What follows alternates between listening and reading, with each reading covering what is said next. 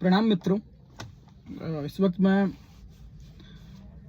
आपके बीच में एक बहुत ही महत्वपूर्ण बात करने के लिए आ रहा हूँ। और इस समय पूरी दुनिया जो है वो उसका ध्यान सिर्फ और सिर्फ भारतवर्ष पर है। भारतवर्ष पर, क्योंकि सनातन गौरव का जो महापर्व महाकुंभ के रूप में आप देख रहे हो, ये पूरे विश्व को इस वक्त एक उदाहरण दे रहा है कि किस तरह से धर्म जागरण होता है, किस तरह से आस्था में सराबोर हुआ जाता है। और भारत क्यों भारत है, ये अगर देखना हो तो आप एक बार प्रयाग चले जाइए, जहाँ पर आपको कोई छुआछूत भेदभाव नहीं दिखेगा। एक ही पानी में, एक ही माँ गंगा में, उसी त्रिवेणी के संगम में हर बिरादरी के लोग, उच्च नीच जो भी हमारे यहाँ जो मिथ बनाए जाते हैं, मैं उस मिथ पे भी स्पेशली उस माँ गंगा में डुबकी लगाते हैं और माँ सबको तारती हैं। तो इस वक्त पूरा ध्यान, पूरे विश्व का ध्यान भारत पर है। और इसी में थोड़ी एक दुखद घटना भी कल उभर के आई है मौनी अमावस्या के दिन, के कुछ हताहत, कुछ मरमाहत करने वाले ऐसे भी मामले सुनने में आ रहे हैं जिन्होंने अपनी जान गंवा दी है कल मौनी अमावस्या में। और स्थिति अनियंत्रित सिर्फ इसलिए बन गई क्योंकि भीड़ का बेकाबू हो जाना और धैर्य ना रख पाना। बहुत सारी बातें हैं, बहुत सारी विषय हैं जो इस पे बात करी जा सकती है, बात किया जा सकता है, लेकिन मेरा बस बहुत ही आपके बीच में आने का कुछ महत्वपूर्ण बिंदुएं हैं, मैं जिसे सोचा कि आपके बीच में रखूं और उस पे विशेष करके युवा वर्ग के साथ ये डिस्कशन को रखना चाहता हूं। क्योंकि देखिए, बहुत जहाँ पे इतना बड़ा आयोजन हो, जहाँ पे 10 करोड़ से अधिक लोगों के आने की संभावना हो, ऐसे जगहों पर भीड़ का अनियंत्रित हो जाना कोई बड़ा विषय नहीं है। तो ऐसे परिस्थिति में हमारे यहाँ ही अगर कहीं हम एक कमरे में या एक किसी हॉल में निवास करते हैं जिसका सामर्थ्य, जिसकी कैपेसिटी केवल 200 लोगों की हो, और उसमें अचानक से 2000 लोग भर दिए जाएं, तो लाजमी है कि उसकी दीवारें, उसका फर्श या उसके निर्माण में जो भी बनावट है उसकी, वो कहीं ना कहीं क्षतिग्रस्त तो होगा ही होगा।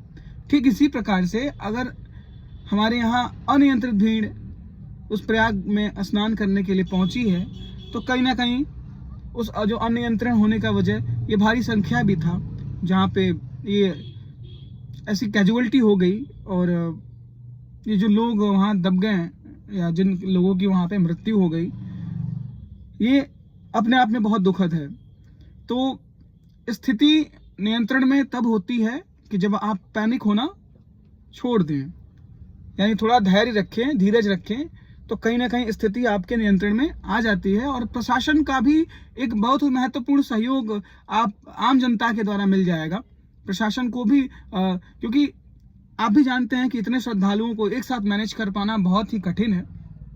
तो ऐसे समय में मैं विशेष अपील अपने युवा वर्ग के दोस्तों से करना चाहता हूं कि जो भी इस वक्त मेरी ये वीडियो प्रयागराज क्षेत्र से देख रहे होंगे, मैं उन युवा भाइयों से अपने बस ये अपील रखना चाहता हूं कि आप खुलकर आगे आइए। आप केवल अपनी तक ना सोचिए, क्योंकि हम भारतीय लोग हमेशा एक दूसरे के प्रति तत्पर नजर आए हैं, चाहे वो किसी भी मुसीबत में क्यों ना खड़े हों। तो आज हमारे बुजुर्गों को, हमारी महिलाओं को और हमारे बच्चों को अगर किसी की जरूरत है तो एक सहयोग, एक सहारे और किसी कंधे देने का। तो मैं जो भी अपने भाइयों तक मैं चाहूंगा कि ये वीडियो अगर आप तक पहुंच रही हो, तो मेरे युवा साथी विशेष करके महिलाओं का, बच्चों का और बुजुर्गों का सहायता करें। जो भी महाकुंभ में फंसे नजर आ रहे हैं उनके लिए अपना हाथ आगे बढ़ाएं, क्योंकि हम अगर घबराएंगे, हम अगर पैनिक क्रिएट करेंगे तो ये संख्या बढ़ भी सकती है और न जाने लोग घबराहट के साथ, सफोकेशन के साथ और पता नहीं अन्य तमाम ऐसी दिक्कतों का सामना करेंगे और जिससे जालमाल की संख्या भी बढ़ जाएगी। तो मैं विशेष करके निवेदन करता हूं इस समय पूरे, मैं सिर्फ ये नहीं कह रहा हूं कि आप केवल यहीं देख लीजिए, प्रयाग आकर के देख लीजिए, पूरा विश्व हमें देख रहा है, पूरा विश्व यहाँ प्रयागराज आ रहा है नहाने के लिए, ताकि इस महाकुंभ का मैं डुबकी वो लगा सकें। मैं अपनी बता रहा हूं आपको, मैं इस वक्त अयोध्या में हूं और अयोध्या में मैं लखनऊ से चला हूं। मैं किस तरह से चला हूं, मैं पब्लिक ट्रांसपोर्ट के ही सहारे था और पब्लिक ट्रांसपोर्ट एकदम ज़ीरो है। पब्लिक ट्रांसपोर्ट नहीं होने के कारण क्या क्या दिक्कतें फेस करनी पड़ी हैं, किस तरह से मैं अपनी नज़दीकी अयोध्या आया, क्योंकि आपको फैज़ाबाद रोड एकदम ब्लॉक्ड मिलेगा, आपको गोरखपुर जाने का रूट एकदम ब्लॉक्ड मिलेगा आपको, क्योंकि और आप अगर जाना भी चाहेंगे तो आप अपनी गाड़ी से भी जाएंगे तो तमाम तरह की दिक्कतें का सामना आपको करना पड़ सकता है।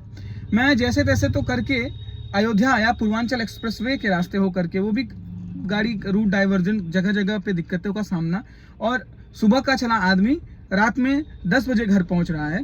तो ये लाजमी है 2-3 दिन तक धैर्य बना के रखिए। जो जहाँ हैं, मैं मेले में भी रुके हुए अपने सभी ऐसे श्रद्धालुओं से, दर्शनार्थियों से भी कहता हूँ कि अगर जहाँ भी हैं 1 आध दिन 2 दिन काटिए, भीड़ को कम होने दीजिए। जैसे जैसे, क्योंकि सरकार निरंतर इस पे काम कर रही है, जैसे जैसे ये भीड़ कम होगी, घर जाना उतना ही सुलभ और आसान हो जाएगा, क्योंकि जान से बढ़ के कुछ नहीं है। जान है तो जहान है। धैर्य का परिचय दे। और विशेष करके मैं युवाओं को फिर से अपील करूंगा कि वो महिलाओं, बुजुर्गों और बच्चों के लिए आगे आएँ और घबराएं ना, क्योंकि घबराने से कुछ नहीं होने वाला है, सिवाय स्थिति की गंभीरता और बढ़ जाएगी। तो इसलिए अपने आप को संयमित रखें, धैर्यवान रखें और खुले मस्तिष्क और चेतना के साथ संयम से काम लें। जय हिंद, नमस्ते।